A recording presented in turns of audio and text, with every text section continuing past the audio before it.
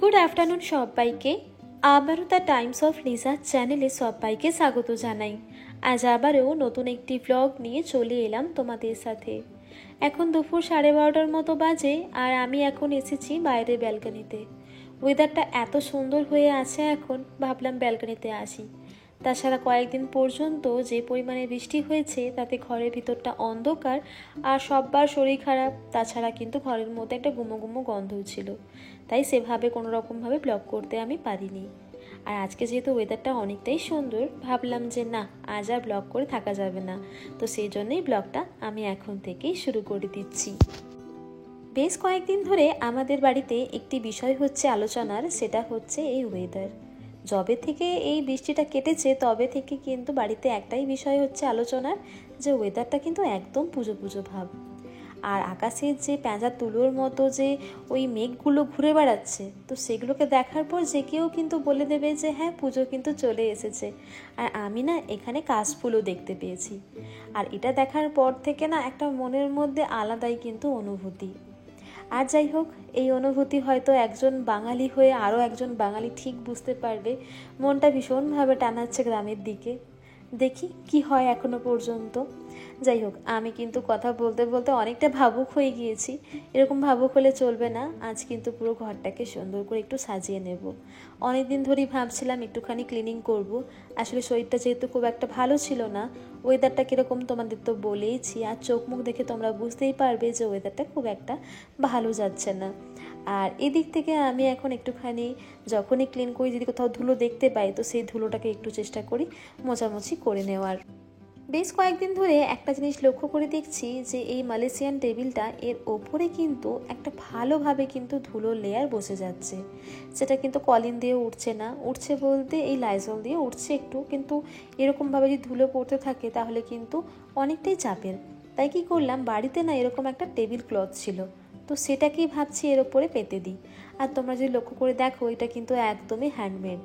এটা কে বানিয়েছে, কে তৈরি করে দিয়েছে আমার ঠিক জানা নেই। মাকেও জিজ্ঞাসা করেছিলাম, তো মা বললো আমার ঠিক ভালোভাবে জানা নেই। তো সেই জন্য আমি ভাবছিলাম যে কি করা যায়। তো এটাকে এইভাবেই কিন্তু একটু সুন্দর করে সাজিয়ে নিয়েছি। আর এর ওপরে কিছু জিনিসপত্র রেখে দিচ্ছি যাতে এই জায়গাটা একটু সুন্দর লাগে দেখতে। আজকাল তোমরা বিভিন্ন রকমের টেবিল ক্লথ পেয়ে যাবে, অনলাইন হোক বা অফলাইন। তাছাড়া রানারও রয়েছে। সেগুলো যখন আমরা টেবিল ক্লথ হিসেবে পাতবো বা টেবিলের ওপরে পেতে নেব, তখন দেখতে খুব সুন্দর লাগে। তবে আমার কাছে মনে হয় যদি এরকম কোনো জিনিস হয় যেটা একদমই হ্যান্ডমেড হবে, সেটাকে তুলে ধরার জন্য আমার মনে হয় সবথেকে বেশি ভালো হয়। কেন কি, আমি নিজে ভীষণভাবে এইসব জিনিস তৈরি করতে ভালোবাসি। তোমরা দেখবে আমাদের বাড়িতে অনেক রকমের কিন্তু বটল আর্ট তৈরি করা রয়েছে, ক্যান্ডেল বানানো রয়েছে, বা বিভিন্ন রকমের জুটের জিনিসপত্র তৈরি করা রয়েছে, সেগুলো কিন্তু আমিই বানিয়েছি। তবে আমার কিন্তু কখনো সম্ভব হয়ে ওঠেনি এরকমভাবে টেবিল ক্লথ বানানোর জন্য, তবে চেষ্টা করব বাড়িতে বানানোর জন্য। তবে এটা যেহেতু কেউ বানিয়েছে, তো সেটাকে সম্মান করেই কিন্তু আজকে আমি পেতে নিয়েছি। আমি যখনই দেখলাম ঘরের মধ্যে এরকম একটা জিনিস রয়েছে, তখনই কিন্তু মাথায় এই আইডিয়াটা এলো যে এটাকে এরকমভাবে ব্যবহার করা যেতেই পারে। আর যদি কখনো জানতে পারি বা মায়ের যদি কখনো মনে পড়ে এটা কে বানিয়েছে, অবশ্যই তোমাদেরকে আমি কিন্তু জানাবো। তাছাড়া কিন্তু আমি আমার বাড়িতে, মানে আমার বাবার বাড়িতে এরকম একটা জিনিস বানিয়েছিলাম, মানে টেবিল ক্লথ ফ্যাব্রিকের ওপরে। সেটা কিন্তু এখনও পর্যন্ত অনেকটাই সুন্দর রয়েছে। এবার যখন আমি বাবার বাড়ি যাব তখন চেষ্টা করব তোমাদেরকে দেখানোর। আসলে এইসব জিনিসপত্রগুলো না আমরা ছোট থেকেই কিন্তু শিখে এসেছি, কেন কি আমাদের স্কুলে কিন্তু এইসব জিনিসগুলো বানানো শেখানো হতো। ওই যে একটা ক্লাস হতো না, ওই ক্লাসের মধ্যেই কিন্তু এগুলো শেখানো হতো। তো আমরা তখন বলতাম পরিবেশ পরিচয়। তো সেখান থেকেই কিন্তু একটা ক্লাস আমাদেরকে বিভিন্ন রকমের ছবি আঁকা, বিভিন্ন রকমের আর্টের জিনিসপত্র তৈরি করা, সমস্ত রকম জিনিসগুলো শেখানো হতো। তখনই কিন্তু এগুলো আমি শিখে নিয়েছিলাম।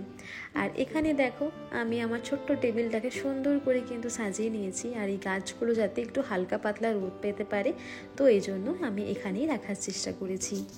এদিক থেকে টেবিলের ওপরে যে আমাদের পটটা ছিল, তো লাইট প্ল্যান্ট ছিল, তো সেটাকে আমি চেঞ্জ করে ওদিকে করে দিয়েছি যেহেতু, তাই ভাবলাম একটা কাজ করি। তো তো আমার কাছে এই কাঁচের ভাসটা ছিল, তো সেই জন্য ভাবলাম এর ওপরেই একটা ফ্লাওয়ার দিয়ে দিই, তাহলে হয়তো সুন্দর লাগবে।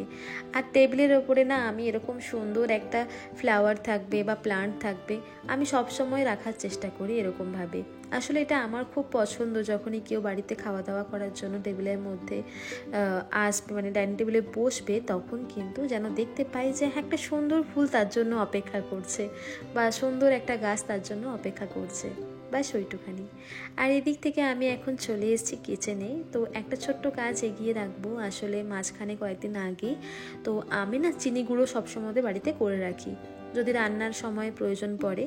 তো এখন দেখো আজকে সেই চিনি গুঁড়োটাই আমি করে নিচ্ছি, আর মাঝখানে আমার চিনি গুঁড়ো এখন শেষ হয়ে গিয়েছে, তাই ভাবলাম একটা কাজ করি, এটাকে এখন বানিয়ে নিই। আর খুব কম সময়ের মধ্যে যেহেতু হয়ে যায়, যাতে ভুলে না যাই, কিন্তু এখনই সেটাকে বানিয়ে নিলাম। জানো তো, আমার যদি কোনো কাজ এখন মনে পড়েছে, আমি চেষ্টা করি সেই সময় কাজটা তখনই সেটাকে পুরোপুরিভাবে সেরে নেওয়ার। না হলে না সেই সময় যদি না করি, পরবর্তী সময় যদি অপেক্ষা করে রাখি, তখন দেখি সেই কাজটা করতে আমি ভুলে গিয়েছি। তারপর যখন মনে পড়লো তখন দেখি হাতে সময় নেই, বা হয়তো যদি রান্না করার সময় কোনো কাজ পড়লো তখন ভাবি যে বাবা এটা যদি আমি আগে থেকে করে রাখতে পারতাম তাহলে হয়তো খুব ভালো হতো। মানে আমার সাথে এরকমই হয়, তাই কিন্তু আমি এখন এই কাজটাকে এখনই করে নিচ্ছি। আর চিনি গুঁড়ো কীভাবে লাগে তোমাদেরকে আমি বলি। অনেক সময় কেক তৈরি করতে কাজে লাগে, মানে অনেক সময় কেন তখন লাগে। তাছাড়া কিন্তু যদি তোমরা বাড়িতে নান পরোটা বানাচ্ছ বা কোনো রকম নরম কিছু ফুড বানাচ্ছ, তখন কিন্তু তোমাদের এই চিনির গুঁড়োটা প্রয়োজন পড়ে। তো বাড়িতে বান বানানোর জন্য কিন্তু কাজে আসে। তো সেজন্য আমি কি করি, 1-1.5 চামচ চিনি যখন আমি বাড়িতে এক্সট্রা রয়ে যায়, প্যাকেটের মধ্যে রয়ে যায়, তখন আমি সেই চিনিটাকে কি করি, একদম মিক্সিতে ভালো করে গুঁড়ো করে রেখে দিই। তো দেখো আমি কিন্তু এই কৌটোটার মধ্যে রেখেছি, আর কিন্তু ভালো করে আমাদেরকে টাইট করে রাখতে হবে। তো এবার দেখো তোমাদেরকে আমি একটা জিনিস দেখাই, যেটা কিন্তু তোমরা হয়তো দেখে মনে হবে ছোট্ট একটা জিনিস, কিন্তু এটা অনেক কাজের একটা জিনিস। তোমাদেরকে আমি দেখাচ্ছি, দাঁড়াও আগে লিখে নিই, তারপর তোমাদেরকে আমি দেখাচ্ছি। এই যে স্টিকারগুলো, এগুলো তোমরা কিন্তু অনলাইনে পেয়ে যাবে, আমি অনলাইন থেকেই নিয়েছিলাম। আর তোমরা যদি বলো যে এটার লিঙ্ক দিতে, তাহলে তোমাদেরকে আমি লিঙ্কটাও অ্যাড করে দেব। আর এই যে পেন্সিলটা তোমাদেরকে দেখিয়ে দিচ্ছি, এই পেন্সিলটা আমি কিসের নিয়েছি, এটা আপসারার একটা পেন্সিল, হোয়াইট পেন্সিল। তো এটা দিয়ে কিন্তু খুব সুন্দর করে দেখো আমরা এই যে স্টিকারটা রয়েছে, স্টিকারটাকে আমি যে কোনো কাঁচের মধ্যে হোক বা কাঠের মধ্যে হোক, মানে যে কোনো কিছুর মধ্যে কিন্তু খুব সুন্দর চিটে যায়। তো দেখো এখানে সুগার পাউডার আমি লিখে দিয়েছি যাতে বুঝতে সুবিধা হয়। অনেক সময় চালের গুঁড়ো, আটার গুঁড়ো, মানে আটার গুঁড়ো না, মানে ময়দা, এই সমস্ত জিনিসপত্রগুলো কিন্তু একরকম দেখতে হয়, তাই লিখে রাখা ভালো। আর আমি কিন্তু লিখে রাখি এভাবে। তো দেখো এরকম স্টিকারগুলো তোমরা কিন্তু অনলাইনে পেয়ে যাবে লিখে রাখার জন্য। তো তোমরা দেখতে পাবে এরকম অনেক জিনিস রয়েছে, কিন্তু অনেক মানে শেপের রয়েছে। এখন চলে এসেছি কিচেনে। আর কিচেনে আসার পর ভাবলাম বেশি কিছু আজ আর রান্নাবান্না করতে বলবো না মাকে। আসলে অভিষেক তো অফিসে রয়েছে আজকে, তো আজ আর কোনো রকমভাবে ঘরে তার দেখা নেই। তো সেই জন্য ভাবলাম যে সেরকম বেশি কিছু আজ আর বানাবো না, একদম হালকা পাতলা ঘরোয়া খাবার বানানো হবে। তো আজকে এখন আমি বানিয়ে নিচ্ছি কিন্তু পকোড়া, আর পকোড়াটা কিন্তু একদম অন্যরকম, তাই কিন্তু শেয়ার করছি। তো নিয়ে নিয়েছিলাম পেঁয়াজ কুচি, ধনেপাতা কুচি, একটুখানি আলু কুচি। আলুটাকে কিন্তু আমি ভালো করে গ্রেট করে নিয়েছি। আর কাঁচা লঙ্কা কিন্তু বেশ খানিকটা দেবো। আর চালের গুঁড়ো নিয়েছি, বেসন নিয়েছি, আর সাথে কিন্তু একটুখানি নিয়েছিলাম লঙ্কার গুঁড়ো। আর বেশি কিছু দেবো না, একটুখানি আদা কুচো দিয়েছিলাম। আর এবার দেখো অল্প অল্প জল দিয়ে কিন্তু এটা আমাদেরকে মেখে নিতে হবে। তো এবার তোমাদেরকে একটা জিনিস আমি আজকে শেয়ার করব, যেটা হয়তো তোমরা হয়তো অনেকেই জানো না, আবার অনেকে হয়তো জানো। তবে এইটা কিন্তু আমি এখানে আসার পরই জানতে পেরেছিলাম, মানে সাউথে, তাই ভাবলাম যে না বলি। তো আমরা অনেক সময় কি করি, চপের মধ্যে যেরকম আমরা বাদাম দিয়ে থাকি না, এখানে খুব একটা তোমরা দেখতে পাবে না যে চপের মধ্যে বাদাম দিচ্ছে। এখানে চপ অ্যাকচুয়ালি পাওয়াই যায় না, এখানে পাওয়া যায় বন্ডা, বা এখানে পাওয়া যায় ওই বিভিন্ন রকমের যে পকোড়াগুলো হয়, ঠিক সেরকমই পকোড়া তোমরা কিন্তু এখানে মানে দোকানে পেয়ে যাবে বিকেলবেলাতে। তো এবার দেখো এর মধ্যে আমি কি দিচ্ছি, দেখো এখানে নিয়ে নিচ্ছি 2 রকমের ডাল। তো ডালটাকে না আমি একটুখানি ফোড়ন দেবো। তো গরম তেল তোমরা সকলেই জানো যে যখনই পকোড়ার মধ্যে মানে দেওয়া হয়, যখন যে বেসনটা বানানো হয়, তখন কিন্তু সেই জিনিসটা খুব মুচমুচে হয় গরম তেল দেওয়ার জন্য। আর এই যে বাদামের মতো যে আমি এখন এটাকে ভালো করে ভেজে নিয়েছি, এটা কিন্তু খুব সুন্দর লাগে পকোড়ার মধ্যে। যখন তোমরা মুখের মধ্যে যখন নেবে, খাবারটাকে যখন নেবে, তখন তোমরা ফিল করতে পারবে অনেকটা ওই বাদামের মতনই কিন্তু লাগছে। বেশ কুড়ুর মুড়ুর করে মুখের মধ্যে পড়ে একটা একটা করে, বেশ ভালো লাগে।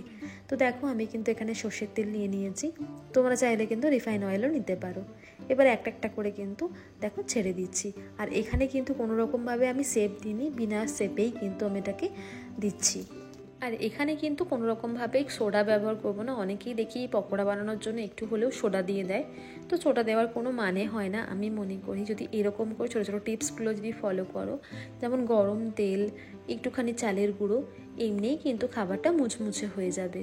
তো দেখো আমি কিন্তু আস্তে আস্তে করে প্রত্যেকটা পকোড়াকে কিন্তু এখন দিয়ে দিচ্ছি। আর যখন ভাজবো তখন কিন্তু গ্যাসের যে ফ্লেমটা থাকবে ওটাকে না একদম লো রাখতে হবে, না হলে ভেতরটা একদম কাঁচা রয়ে যাবে, ওপরটা একদম মানে পুড়ে ছাই হয়ে যাবে, এরকম একটা অবস্থা। তো দেখো আমি আস্তে আস্তে করে কিন্তু ওলট পালট করে নিচ্ছি। আজ আর বিশেষ কিছু রান্নাবান্না করা হয়নি, একদম সিম্পল একটা বাঙালি লাঞ্চ বানানো হয়েছে, তাও কিন্তু একদম নিরামিষ। আজকে বিশেষ কিছু যে ছিল যে না আজকে নিরামিষ করতে হবে তার কিছু কারণ নেই। মাঝে মধ্যে খেতে ইচ্ছে করে না যে কোনো রকমভাবে যে মাছ মাংস ডিম ছাড়া একদম রান্নাবান্না, ঠিক সেরকমই কিন্তু আজকে বানানো হয়েছে। আর এই পকোড়াটা খেতে কিন্তু বেশ ভালো লাগে, মানে গরম গরম সেটা মুড়ির সাথে হোক, বা যদি মনে করো একদম ওয়েদারটা একদম ঠান্ডা হয়ে গেছে এরকম অবস্থায় হোক, বা ভাতের প্লেটে।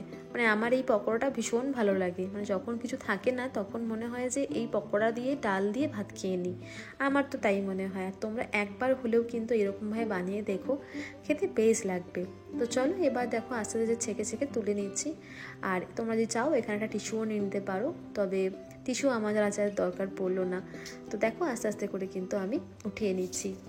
চলো এবার বাকি যে পকোড়াটা আছে সেটাকেও একটুখানি ভেজে নিই, তারপর তোমাদেরকে আমি দেখিয়ে দেবো পকোড়াটা বানানোর পর আর আজকের লাঞ্চ আমাদের কী ছিল সেটাও দেখিয়ে দেবো।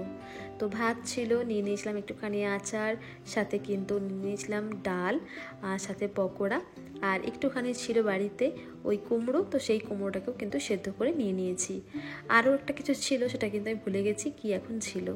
লাঞ্চ করে নিই, তারপর তোমার সাথে দেখা হবে। আবার চলে এসেছি আমি আবারও তোমাদের সাথে দেখা করার জন্য। ওদিক থেকে অভিষেকও অফিস থেকে চলে এসেছিলো, তাই ভাবলাম দুজন মিলে যাই দাহিবড়া খাওয়ার জন্য। আর এখন আমরা যে রাস্তা দিয়ে যাচ্ছি, অনেকে বলে হোয়াইটফিল্ড যাওয়ার রাস্তা, অনেকে বলে নর্থ থেকে সাউথে যাওয়ার রাস্তা, আবার অনেকে বলে হোসকাটে যাওয়ার রাস্তা। তো যাই হোক আমরা কিন্তু এখন এই পথ দিয়েই যাচ্ছি হোয়াইটফিল্ডের দিকে। আর পৌঁছেও গিয়েছি দাহিবড়া খাওয়ানোর জন্য, মানে খাওয়ার জন্য। আমি অভিষেক চলে এসেছি। আর এটা কিন্তু ওড়িশার ফেমাস কিন্তু দাহিবড়া বলতে পারো। আর এটা কিন্তু অভিষেক আমাকে পরিচয় করে দিয়েছিল। অ্যাকচুয়ালি আমি বাঙালি, আমি কিভাবে জানবো, কিন্তু অভিষেক যেহেতু জানতো তাই কিন্তু আমিও কিন্তু খাওয়া শুরু করেছি এবং ভীষণ ভালোও লেগেছে আমার। তাহলে চলো এবার আমরা খাওয়া দাওয়া করি। আর আজকের এই ব্লগ এখানেই শেষ করছি, দেখা হবে নেক্সট ব্লগে। ততক্ষণের জন্য ভালো থেকো এবং সুস্থ থেকো। তো চলো আজকের জন্য টাটা।